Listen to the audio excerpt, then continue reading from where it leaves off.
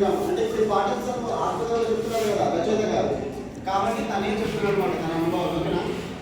మాకు నెల్లూరు జిల్లా కోవూరు తాలూకులోని పులిని గ్రామం అంటే ఇక్కడ రచయిత ఊరి పేరు ఏమని చెప్పాను నేను? రచయిత ఊరి పేరు ఏం పేరు అని చెప్పాను నేను? కవి పేరు. మన ఊరి పేరు ఏంటని చెప్పాను? కోవూరు తాలూకులోని పులిని గ్రామం అని చెప్పాను కదా, అదే అనమాట ప్రస్తుతం. ఓకేనా? దీనిని పెద్ద గ్రామంగా పరిగణించవచ్చు. అంటే దీనిని పులిని గ్రామం పెద్ద గ్రామం ఎందుకంటాం? ఏ గ్రామంగా పరిగణించవచ్చు? గ్రామంలో ఏ గ్రామంగా పరిగణించవచ్చు? అన్నింటికంటే పెద్దకు వ్యతిరేక పదం ఏంటి? చిన్న.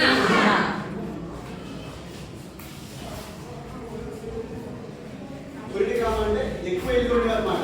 సరేనా? కవి తండ్రి పేరేంటి?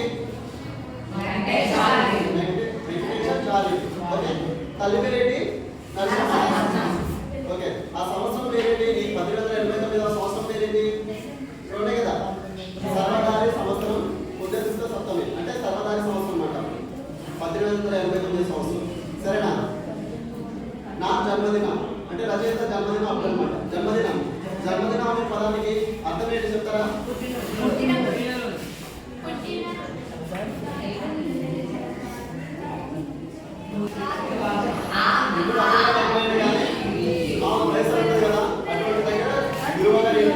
పాఠశాలలో చెప్పేవారు అంటే దానికంటే మన దగ్గర భవనాలు ఉంటాయి, కానీ అప్పుడు అలాంటి భవనాలు ఉండేది కాదు.